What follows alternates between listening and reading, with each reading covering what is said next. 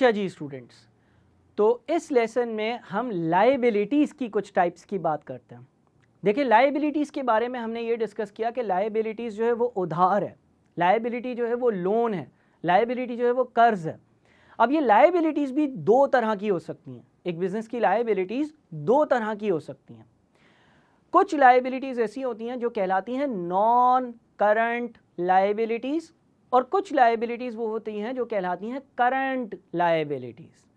अच्छा, लायबिलिटी का मतलब हम समझ गए कि हम ये कहते हैं कि लायबिलिटी जो है वो उधार है। अब लेट्स से आपने अपने बिजनेस के लिए एक लॉन्ग टर्म का उधार लिया। मिसाल के तौर पर आपने कोई बिज़नेस स्टार्ट किया और उस बिज़नेस के लिए आपको 50 लाख रुपए का उधार चाहिए था, और वो 50 लाख रुपए का जो आपने उधार लिया वो किसी पर्टिकुलर बैंक से लिया, और उस बैंक को आपने ये कहा कि जी हम ये उधार 5 साल बाद वापस करेंगे, या आपने उस बैंक को ये कहा कि जी ये 50 लाख का जो उधार है हम 10 साल बाद वापस करेंगे। एक ये सिनेरियो हो सकता है, यानी कि मैं अपना उधार जो है वो 1 साल से ज़्यादा के अरसे के बाद वापस कर रहा हूँ।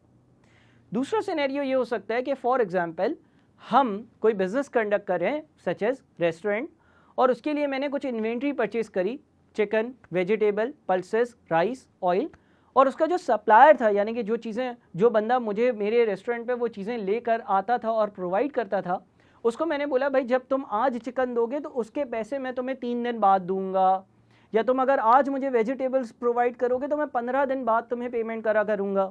या जैसे मैं ऑयल परचेज़ करता हूँ उसको मैंने ये कहा कि जनाब हम हर 3 महीने बाद हिसाब किताब करा करेंगे, 3 महीने तक तुम जो है वो ऑयल प्रोवाइड करना मुझे, और फिर 3 महीने बाद हम देखेंगे कि 3 महीनों में तुमने जो है वो मुझे कितनी इन्वेंट्री दी, कितना ऑयल प्रोवाइड किया, और मैं तुम्हें उसका बिल जो है वो पे ऑफ करूँगा।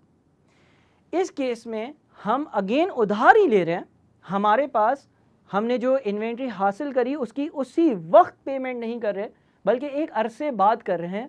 वो अरसा 10 दिन, 15 दिन, 3 महीने, 4 महीने, 2 महीने, कुछ भी हो सकता है। बहरहाल ये वाला जो उधार है ये विद इन 1 ईयर मुझे सेटल करना, यानी कि जिससे मैं उधार ले रहा हूँ उससे मैं ये कमिटमेंट कर रहा हूँ कि मैं आपको 3 महीने में पेमेंट कर दूंगा, मैं आपको 15 दिन में पेमेंट कर दूंगा। इस तरह का उधार करंट लायबिलिटी कहलाता है। In general non current liability हर वो उधार,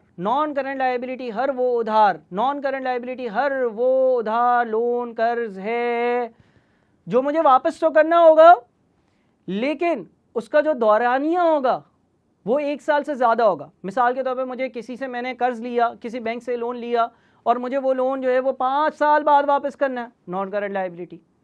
किसी सप्लायर से लोन लिया, इन्वेंट्री जो मुझे सप्लाई करता है, और उसको मैंने बोला 15 दिन बाद पेमेंट करूंगा, करंट लायबिलिटी। तो इसका मतलब लायबिलिटीज़ की कितनी किस्में? 2। अगर तो आपने उधार 1 साल से ज़्यादा के अरसे बाद वापस करना है तो वो नॉन करंट लायबिलिटी है, अगर तो आपने उधार जो है वो विद इन 1 ईयर वापस करना है तो वो करंट लायबिलिटी है।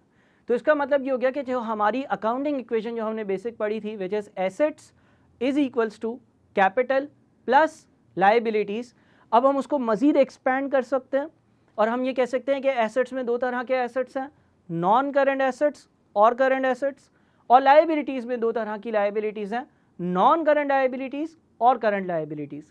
सो हमारा जो अकाउंटिंग इक्वेशन होगा वो हो जाएगा non current assets plus current assets is equals to capital plus non current liabilities plus current liabilities.